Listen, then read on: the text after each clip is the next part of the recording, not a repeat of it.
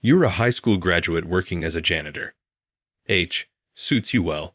Loser back in middle school. There was this classmate who seemed to have it out for me, no matter what. She was a smart girl who even served as a class representative, but she always kept to herself. This girl really disliked me and would pick on me at every opportunity. I had no idea why, but after I pointed something out to her, she completely turned against me. We went our separate ways after high school and lost touch, but I never imagined we'd run into each other at company. Her attitude towards me hadn't changed a bit since middle school. She still looked down on me. "Crawling on the floor and cleaning is just right for you," she said with a mocking laugh in response. My secretary tore up her resume right in front of her. "Leave right now. Did you come to the interview here without knowing anything? My name is Alexander." Pretty cool and old-fashioned, right? Even so, maybe it was hard for kids to call me that, so in kindergarten, everyone called me Alex. Now I'm happily married to a woman I met during high school. We support each other and work together every day. It's busy and tough, but we're living fulfilling days. I wouldn't say I have a cleaning obsession, but I really like to clean. I need to keep not only myself, but also my surroundings clean to be satisfied. Each room has a lint roller ready, and there are 2 trash cans in each room. I can't stand things being left out, and I get restless if things aren't in their proper place. The same goes for my appearance. I hate it if my clothes aren't washed and ironed.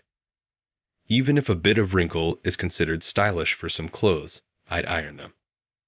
That's why I couldn't accept jeans with intentional damage that were popular for a while. But, of course, coming home tired from work, it's better to be welcomed by a clean room than a dirty one.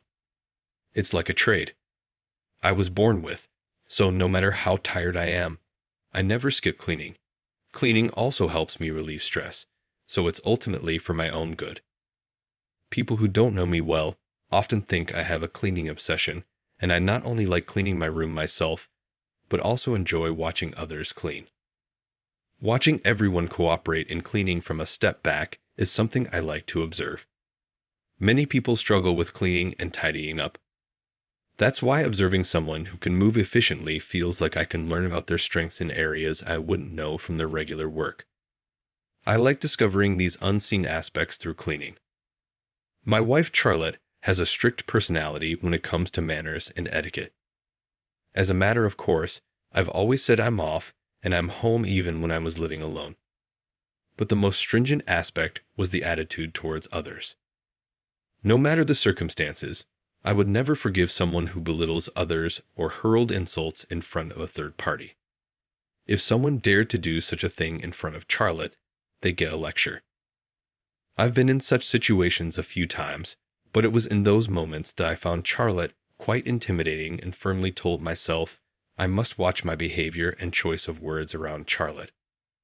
Speaking of grooming, it brings back a memory. This was back when I was in middle school. I believe everyone has their own values, but there was one classmate who was awkwardly trying to connect with me. This classmate was a girl named Sophia, who served as the class representative at the time. Sophia was one of the top students in our class.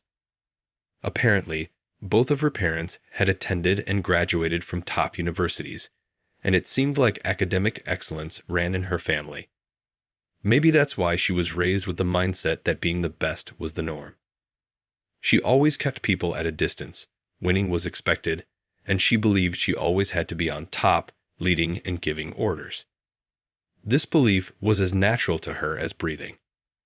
Even though I thought it was a twisted view, I didn't say anything since she seemed okay with it, especially since Sophia was solely focused on her studies, and I was the one who always competed with her for the top spot in our grade. Perhaps because my parents were also academically inclined, I had always had a good memory since I was young. I studied for tests, but if I paid attention during regular classes, I didn't need to cram to score well. I wouldn't say this out loud, though, to avoid sounding boastful. But for me, preparing for tests was just a review. For Sophia, it must have been frustrating not to be the clear number one in her eyes. I was nothing but an obstacle. I had no intention of competing with Sophia, but by our third year in middle school, she started to make snarky remarks every time she outperformed me. "Oh, Alexander, did you have an off day this time?" I was feeling a bit under the weather on the test day and thought I wouldn't make it to the top. "Was it difficult for you?" She implied that she was clearly at the top of the class and laughed, saying, "Oh, you didn't understand such an easy question. Are you sure you're reviewing properly, Alexander?" While Sophia's grades were indeed excellent, her social skills and grooming left much to be desired. The girls around us were starting to take an interest in fashion and made efforts to look cute within the school rules, but Sophia's interests were solely academic with no concern for fashion. She had the classic nerdy look with braided pigtails and thick glasses, but nobody dared to point this out to her. Although Sophia was a top student, her condescending attitude meant she had no friends. She didn't seem to care, though, and spent her breaks reading alone at her desk. Among the girls starting to embrace fashion, she stood out for not fitting in. Among the boys, she was referred to behind her back as a nerdy girl. One day, thinking I was doing her a favor, I decided to give her some advice. "Sophia, aren't you interested in fashion, You know, like trying contacts or changing your hairstyle." Just removing her glasses could change her impression, and if contacts were too scary, switching to more fashionable glasses could still transform her look. And her hairstyle could use a change too. Letting down her braids for a ponytail or even cutting it to a bob could make a big difference. I thought even trimming her bangs could make her face appear brighter. "Maybe you make some friends then." "Shut up." Sophia suddenly became furious at my suggestion. She stood up abruptly, throwing a book at me. "I don't need to hear that from you. I was just trying to help. That's called meddling." "None of your business. What's it to you anyway? Looks are subjective. I like my glasses and hairstyle as they are. Just leave me alone." Sophia's loud retort drew the attention of the entire class, and from that point on, she looked at me even more critically than before. Even though Sophia glared at me until graduation, I endured it, thinking that our association would end with middle school.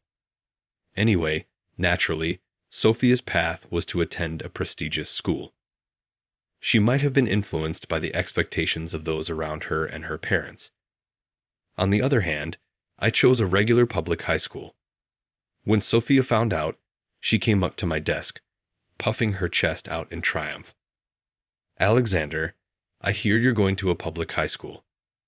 "Yeah, so what?" "It's a shame. I thought I could compete with you here as well.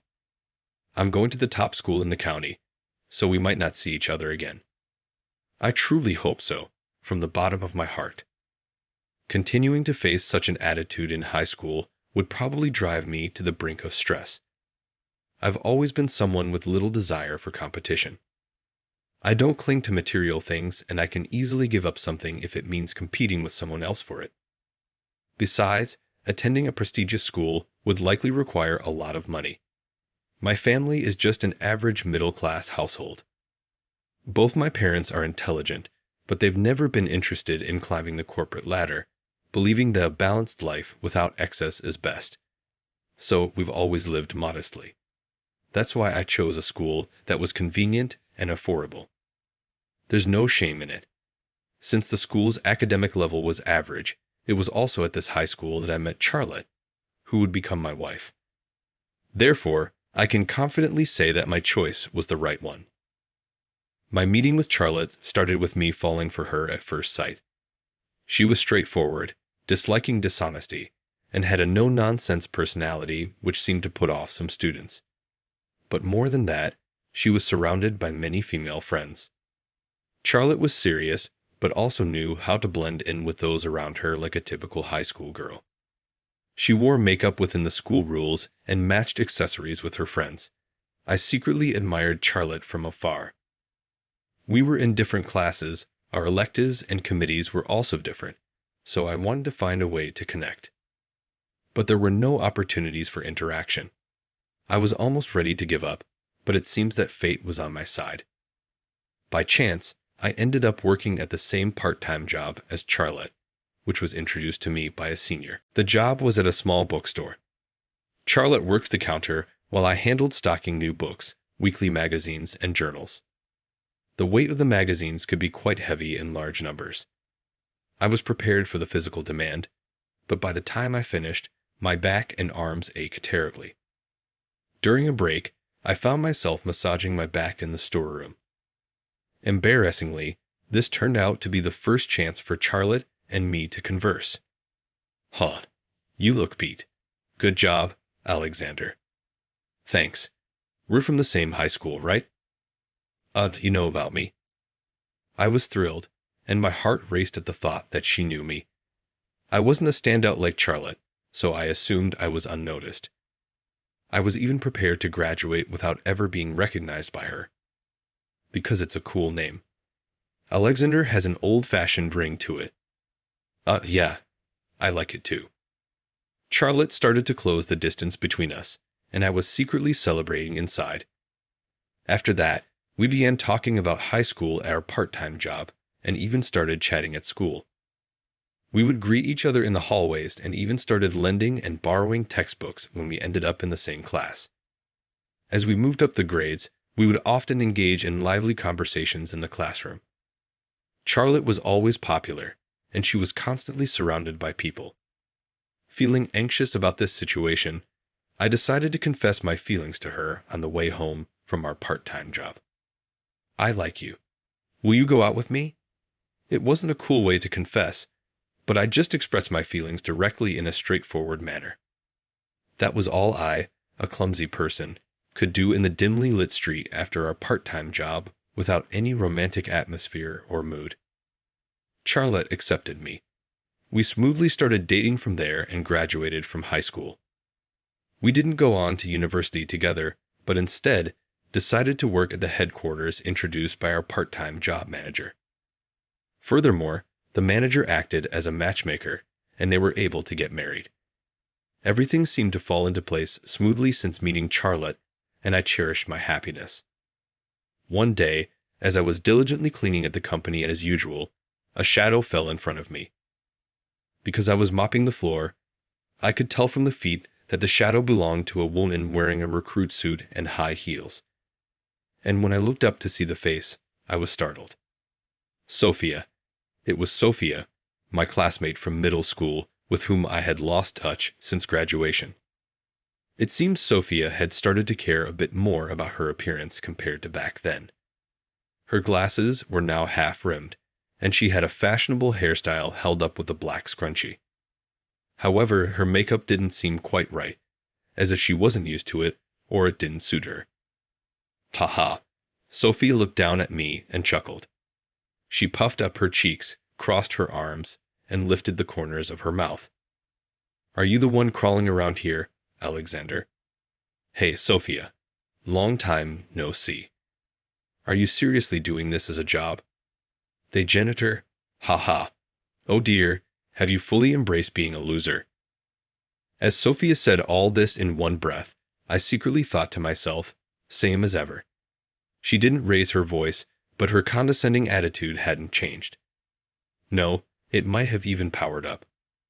"Alexander, you didn't pursue further studies even though there are jobs out there, even for high school graduates. Choosing to be a cleaner, isn't that too much to think about? You were my rival during middle school. That's enough."